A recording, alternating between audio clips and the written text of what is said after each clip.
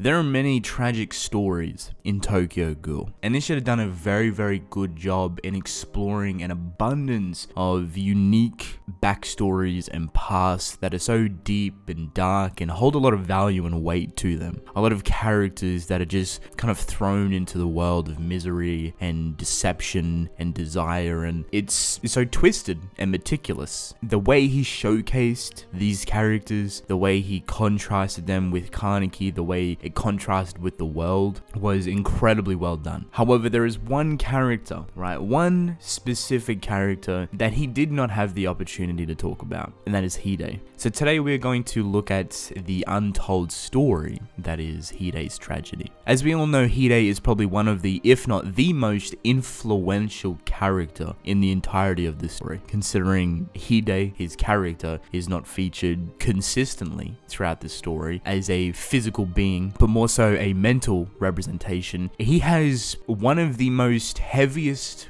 deepest impacts on a character that you could ever imagine. Someone so vitally important to the core structure of our main character. And when you think about it, when the story itself, right, Tokyoghoul and Tokyoghoul focuses heavily, the primary focus is of the main character's mental progression, when one of those core pillars of that main character's mental progression is Hide, his best friend, it's without a doubt in my mind that Hide is vitally important to the whole structure. Without him, I think it's safe to say that Kaneki wouldn't be where he is today. Kaneki would not be the person that he is today. It's funny to me when you look at Hide's character, because I don't believe anyone has ever kind of dived into the untold story of Hide to this extent. There is so much pain and suffering that is completely masked out by the entirety of the story. It's completely droned out by more relevant characters that are coming up, and Ishida trying to flesh them out a lot more. Hide takes a very massive back step, and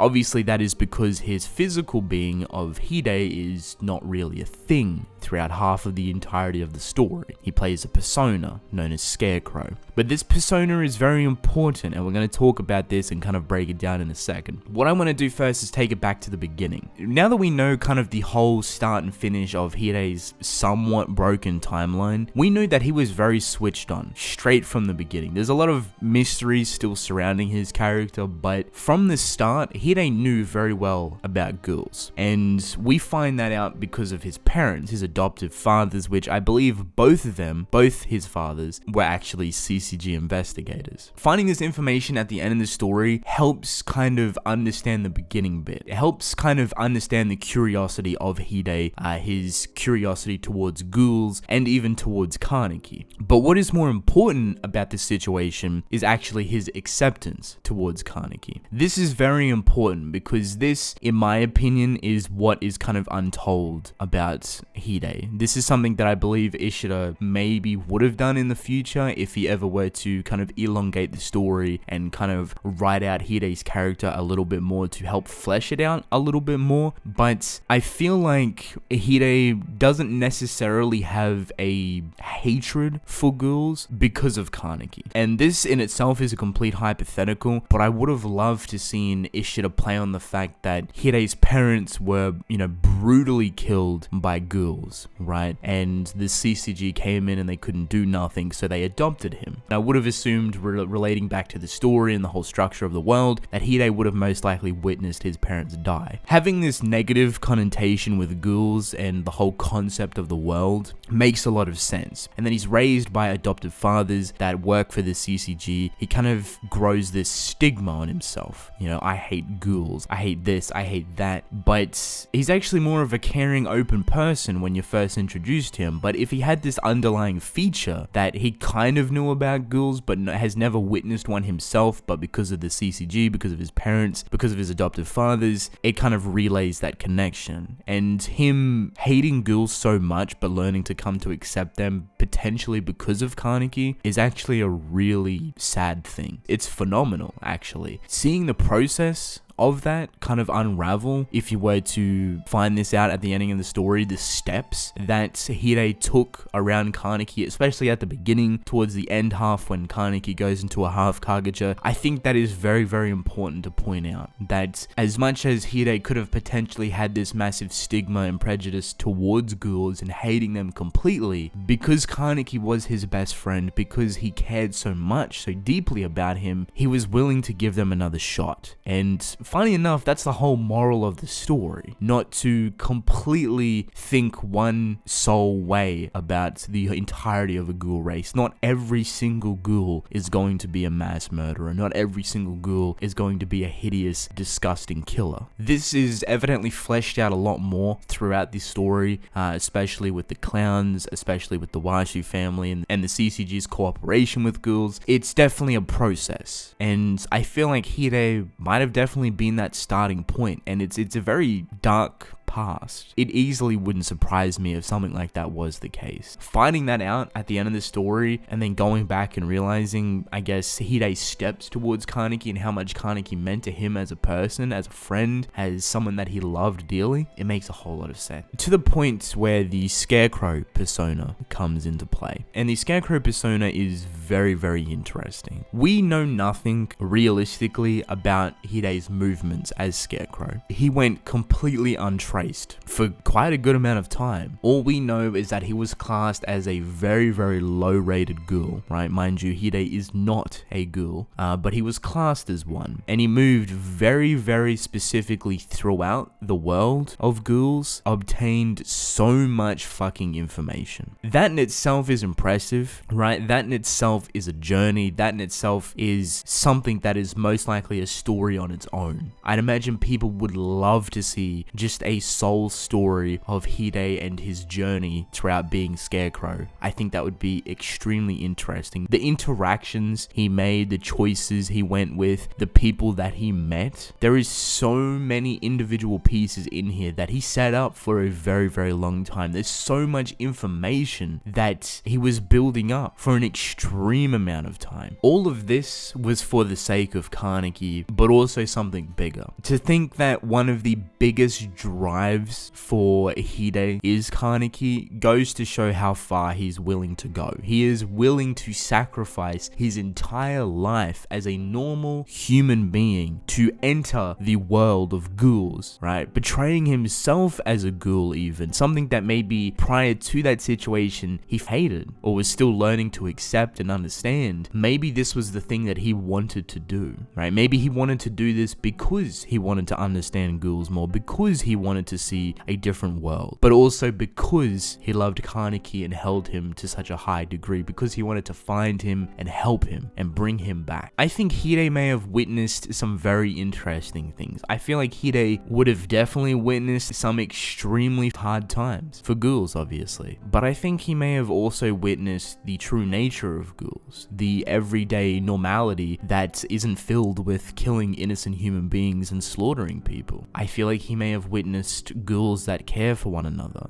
that, you know, don't want to harm any people, that don't want to destroy absolutely everything, but want to build a future. And I think one of the people that he came in contact with that may have really changed his perception is Eto. The reason why I say this is that he lingered around Aogiri Tree quite a bit, and Eto's kind of ideology was very thick. She wanted to kind of reset the whole world. She wanted to push a completely new agenda, and she had all the information to do it. The only logical explanation I can think of where Hide got every drop of information about the CCG, about the Washu family, about the V organization would have been Eto Yoshimura. There's obviously a lot of other contacts, but in the relevancy of the story and what we know of, Eto Yoshimura is the best bet. And when you think about that, it's like, holy shit, right? He really put in that effort. He really went far and beyond to potentially communicate with one of the most vicious and notorious ghouls in the entirety of the story. The information he gained was so vitally important to his win, to his sacrifice even. You know, he sacrificed his human life to pursue something personal, to pursue something bigger even than himself. And I feel like as soon as he found out about this information from Eto, stuff that evidently changes the world, that's when he started to make his move. That's when he knew that he had to acquire different individual pieces to help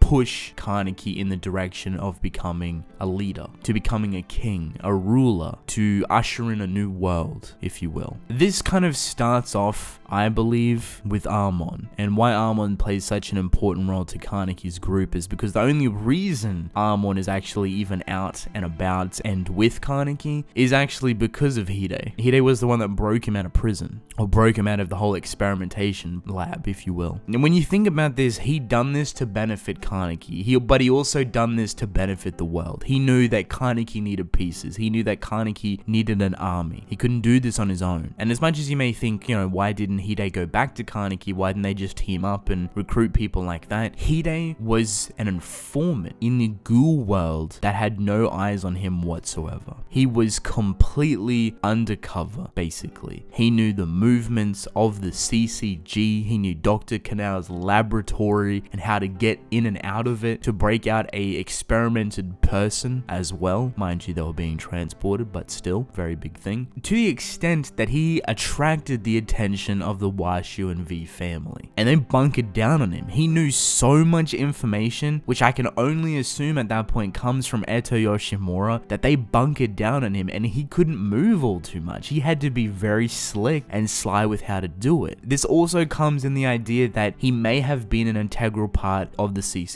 the entire time. What I mean by this is that he's not actually a member of the CCG, but more so an outsourced kind of omnipotent thing. This comes in the form of Seiko, because she communicated with someone heavily outside of the CCG, right? And a lot of people make that correlation with Hide because of the symbols that he used on his mask. Those symbols were extremely similar to the ones I believe she communicated with him like on like a PSP or a PlayStation device or something like that. And those symbols were kind of like correlation with those things. So a lot of people like, oh, Hide was the person that Seiko was talking to. Now, it also wouldn't surprise me if somehow, some way, Hide could also hack that device and potentially get a lot more information, but it wouldn't surprise me if Seiko kind of leaked a lot of things as well to this anonymous person. Hide is very smart. I wouldn't call him a manipulator, but he definitely knows how to get what he wants. He knows how to speak to people. He knows exactly what to say, and it's funny when you put it like that because he doesn't have a voice. Moving around the world with no vocal cords, you may think is a very, very dangerous thing, but he knew exactly what to do in those situations. He knew exactly how to handle everything, and to think that he managed to completely go unnoticed throughout the entirety of the Ghoul world, probably not even having that many interactions with ghouls, like, oh, how did he mask his smell or something like that? I'm not even sure myself. The way I think about it is that, the longer you're with ghouls, the longer you're kind of masking your own scent, I guess. That's it. You kind of just blend in at that point. You kind of just start smelling like a ghoul and acting like a ghoul, and that's what Hide was. He was Scarecrow. He was a completely different person, but with potentially the betterment of Kaneki and the betterment of the human and ghoul race. When you think about how much effort and sacrifice Hide has gone through, it is extremely tragic. Losing his parents, having adoptive fathers, losing Kaneki, he lost his world. He lost everything that was important to him, and he sacrificed himself to enter a new world of death and destruction and misery where he knew the outcome wouldn't be certain,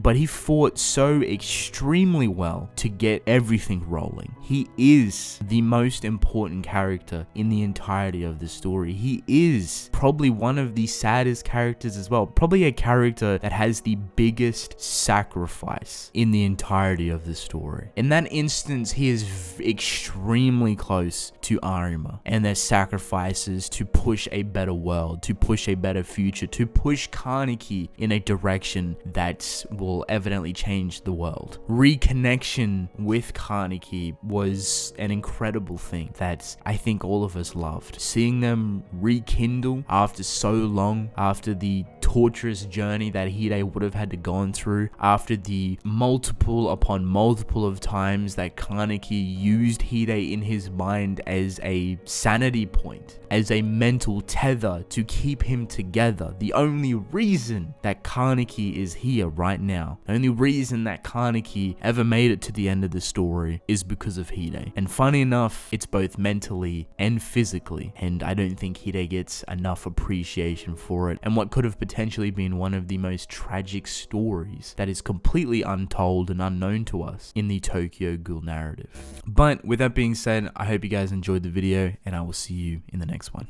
Goodbye.